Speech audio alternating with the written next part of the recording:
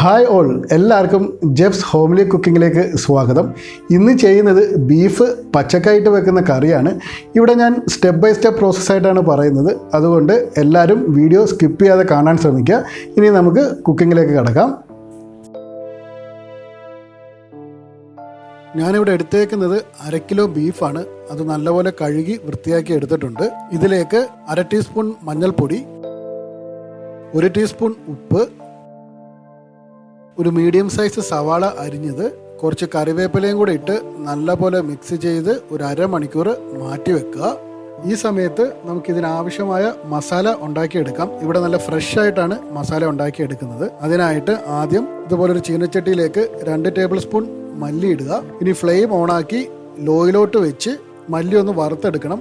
മല്ലിയുടെ നിറമൊന്ന് മാറി നല്ല dark brownish കളറായി വരുന്നത് വരെ വറുത്തെടുക്കണം.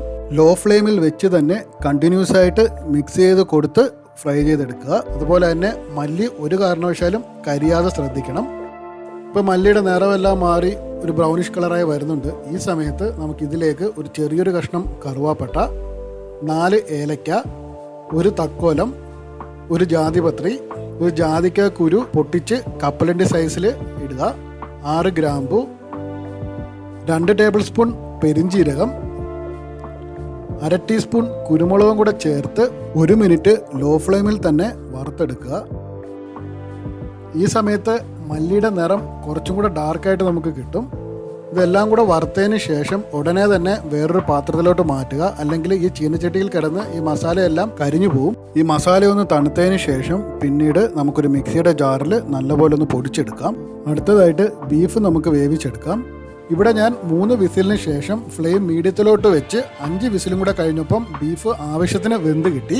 പിന്നെ ശ്രദ്ധിക്കേണ്ടത് പല ബീഫിനും പല വേവായിരിക്കും. നിങ്ങൾക്ക് ആവശ്യമായ രീതിയിൽ ബീഫ് വെന്തോന്നും കൂടെ നോക്കുക. 5ാമത്തെ വിസിലിന് ശേഷം ആവി ഉടനെ തന്നെ കളഞ്ഞ് ലിഡ് ഓപ്പൺ ചെയ്ത് നമുക്ക് പച്ചക്ക ചേർത്ത് കൊടുക്കാം. ഇവിടെ എടുത്തേക്കുന്നത് 2 പച്ചക്ക ചെറുതായിട്ട് ക്യൂബ് സൈസിൽ മുറിച്ചെടുത്തതാണ്. അത് 1 കപ്പ് വെള്ളത്തിൽ 1/2 ടീസ്പൂൺ മഞ്ഞൾപ്പൊടിയും കൂടെ ചേർത്ത് ഏകദേശം ഒരു 15 മിനിറ്റോളം പച്ചക്ക അതിൽ മുക്കിയിട്ടിട്ടുണ്ടായിരുന്നു. അങ്ങനെ ചെയ്യുന്നത് പച്ചക്കയുടെ ആ ഒരു കറയും ആ ഒരു കറച്ചവ മാറി കിട്ടാൻ വേണ്ടിയാണ്. ഇവിടെ പച്ചക്ക വെന്ത് കിട്ടാൻ വേണ്ടി 1 വിസിലിൻ്റെ ആവശ്യമേ ഉള്ളൂ. 1 വിസിൽ കഴിഞ്ഞതിന് ശേഷം ഉടനെ തന്നെ ആവി മൊത്തം കളഞ്ഞ് കുക്കറിൻ്റെ ലിഡ് ഓപ്പൺ ചെയ്യുക. അതുപോലെ പച്ചക്ക ഇങ്ങനെ വേവിച്ചെടുക്കുമ്പം ആ ബീഫിലെ നെയ്യെല്ലാം പച്ചക്കായിൽ പിടിച്ച് പച്ചക്കായ്ക്കും ഏകദേശം ആ ഒരു ബീഫിൻ്റെ ടേസ്റ്റ് കിട്ടും. ഇനി അടുത്തതായിട്ട് ഒരു ചീനച്ചട്ടിയിലേക്ക് 1 ടേബിൾ സ്പൂൺ വെളിച്ചെണ്ണ ചേർക്കുക. വെളിച്ചെണ്ണ ഒന്ന് ചൂടായി വന്നതിന് ശേഷം ഇതിലേക്ക് ചെറിയ ഉള്ളി ചേർക്കുക. ഇവിടെ ഞാൻ എടുത്തേക്കുന്നത് 15 ചെറിയ ഉള്ളി ചെറുതായിട്ട് വട്ടത്തിൽ അരിഞ്ഞതാണ്. മീഡിയം ഫ്ലെയിമിൽ ഒരു 2 മിനിറ്റ് ഉള്ളി ഒന്ന് വഴറ്റിയെടുക്കുക. ഇനി ഇതിലേക്ക് നമുക്ക് ഇഞ്ചി വെളുത്തുള്ളി ചതച്ചത് ചേർക്കാം. ഞാനിവിടെ എടുത്തേക്കുന്നത് ഏകദേശം 5 ഗ്രാം ഇഞ്ചിയും 7 അല്ലി വെളുത്തുള്ളിയും രണ്ടും കൂടെ ഒരുമിച്ച് ചതച്ചെടുത്തതാണ്. ഇനി ഇത് 1 മിനിറ്റും കൂടെ വഴറ്റി ഇഞ്ചിയുടെ ആ ഒരു പച്ചമണം മാറുന്ന സമയത്ത് 1/2 ടീസ്പൂൺ കാശ്മീരി മുളക് പൊടിയും കൂടെ ചേർത്ത് മുളക് പൊടിയുടെ പച്ചമണം മാറുന്നവരെ ഒന്ന് വഴറ്റിയെടുക്കുക. ഏകദേശം 1 മിനിറ്റ് മതിയാവും. ഇനി ഇതിലേക്ക് നമ്മൾ നേരത്തെ വറുത്ത് പൊടിച്ച മസാലയും കൂടെ ചേർക്കാം. 2 ടീസ്പൂൺ മസാലയാണ് ഞാനിപ്പോൾ ഇവിടെ ചേർക്കുന്നത്. നമുക്ക് കാണാം മസാല നല്ല ബ്രൗണിഷ് കളറായിട്ട് ഒരു ചോക്ലേറ്റ് കളറായിട്ട് വന്നിട്ടുണ്ട്. അത് നമ്മൾ നേരത്തെ മല്ലി നമ്മൾ അതുപോലെ വറുത്തെടുത്തത് കൊണ്ടാണ് ഈ ഒരു കളർ കിട്ടിയത്. മസാല നേരത്തെ ഒന്ന് വറുത്തെടുത്തത് കൊണ്ട് നമുക്കിപ്പം ഇവിടെ കൂടുതൽ വഴറ്റിയെടുക്കേണ്ട ആവശ്യമില്ല. ഇതുപോലെ നല്ല രീതിയിലൊന്ന് മിക്സ് ചെയ്യുക.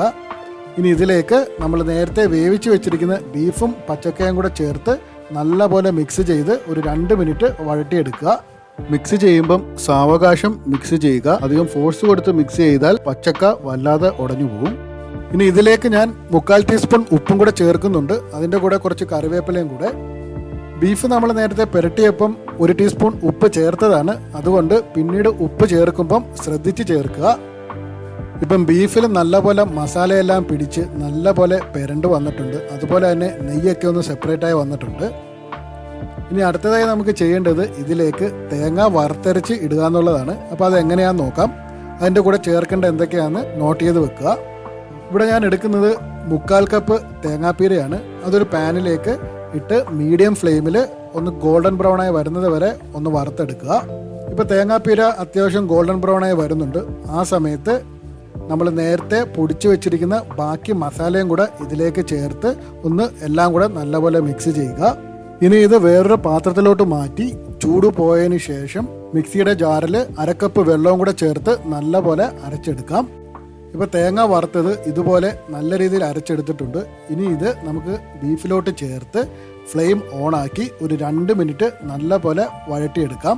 ഇപ്പോൾ ബീഫും പച്ചക്കായും മസാലയും തേങ്ങ വറുത്തരച്ചതും എല്ലാം കൂടെ നല്ലപോലെ പെരണ്ട് വന്നിട്ടുണ്ട്.